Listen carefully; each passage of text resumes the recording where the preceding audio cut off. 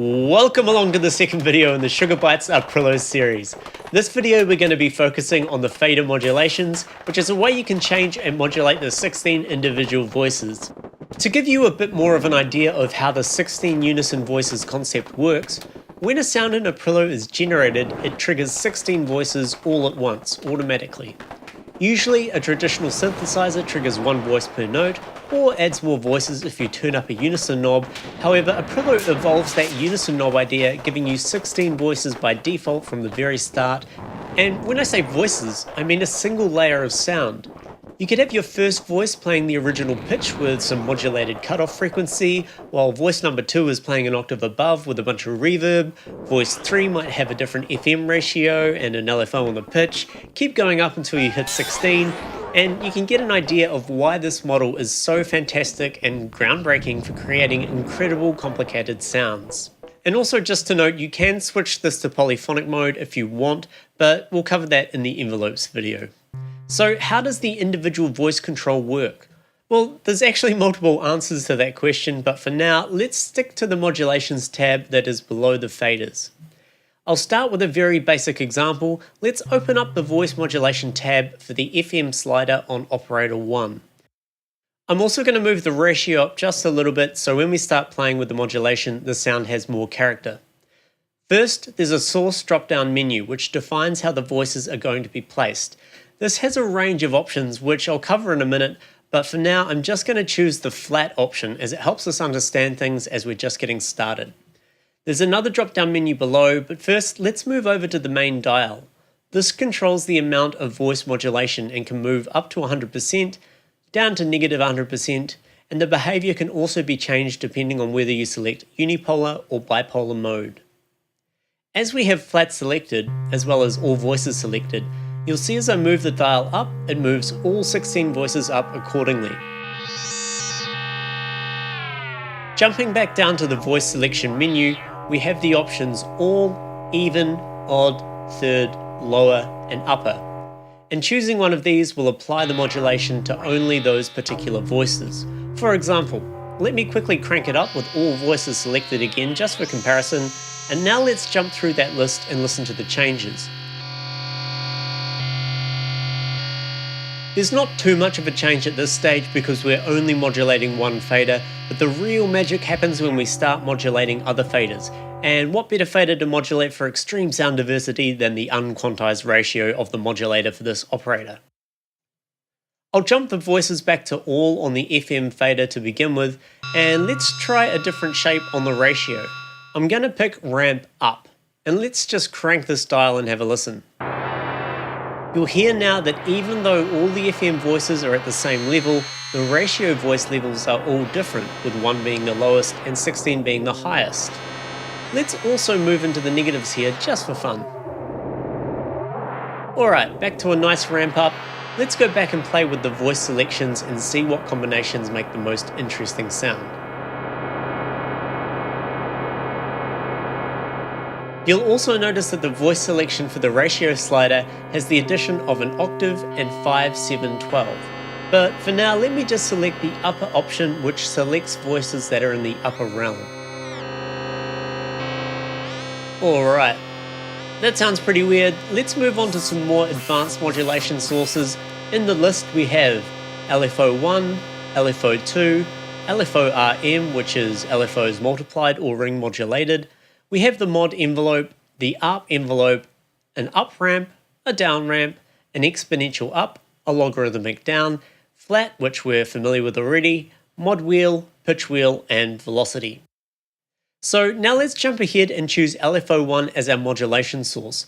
You'll notice that every third voice in the FM fader is moving accordingly with LFO1.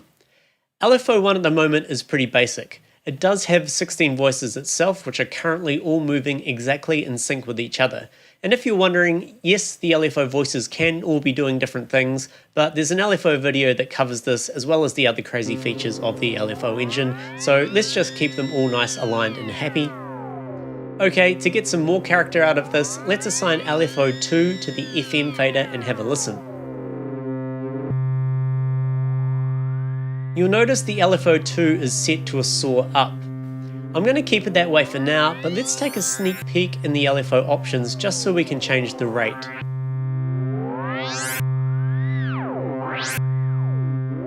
Alright, so with just one operator and some voice modulation, we've got a nice complex sound generated. Remember, this is the page where we build our initial generated sound. The following videos I'll cover areas that shape and evolve the sound we're building now. Let's make it even more complex. I'll stick with the operators and get number 2 in on the action. Because we're on algorithm 1, which is an independent mix of the 2 operators, I need to bring the op balance fader up so it's not just operator 1 that's playing. And then let's crank up the FM and give a little bit of ratio for Mr. number 2. And remember, at any stage you can change the relationship between the operators from algorithms 1, 2 or 3, or you can switch between ratio quantized, harmonic and off modes. I'm going to stick with algo 1 and no ratio snapping, but now I'm going to modulate the 16 voices for the FM and ratio of operator 2. Let's bring the FM down a bit, choose the up ramp and bring up the dial. And for the ratio, let's bring it up quite high, usually something that will make the sound very harsh, but we'll assign the modulation envelope to it and bring the dial down into the negatives. I'm going to quickly skip to the envelope page for a second just to show you the mod envelope. So it has about 750 milliseconds attack and decay, around 75% sustain, and about 750 milliseconds release. Back to the synth, let's hit a note and watch the voice in the FM slider. You'll see it's applying the envelope, only in reverse because we have the dial in the negatives. Notice that the envelope is re-triggered when a new note is played as well. Okay, I think now's a good opportunity to muck around with the main sliders, modulation amounts, algorithms, ratio quantized modes, see what kind of sounds we can get out of these operators now that we've changed a whole bunch of parameters.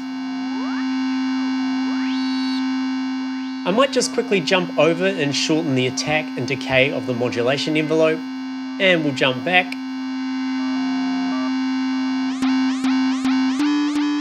There we go, that's good. Right, let's move on to the more extreme shaping tools, the form, jitter, and brightness.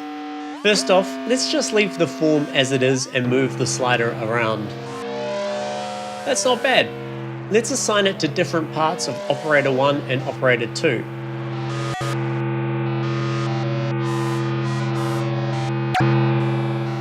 I reckon we just keep it assigned to the form for both operators, but let's give the fold dial a little twist and see what happens.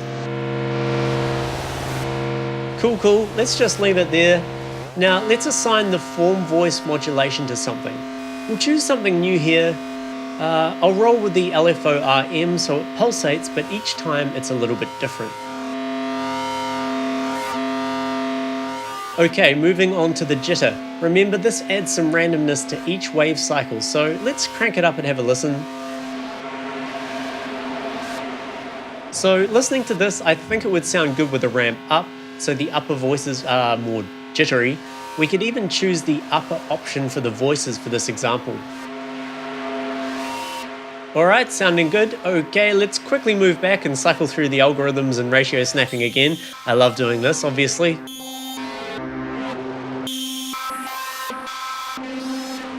Alright, we'll stick with this sound. So let's toy with the brightness fader.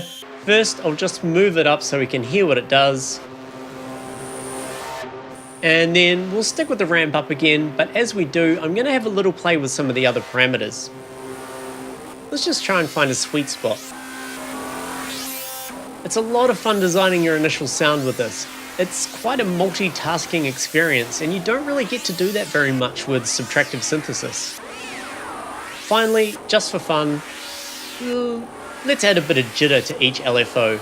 This is going to make things go a bit crazy, but I can't end this video without having a little fun, so here we go. Super cool.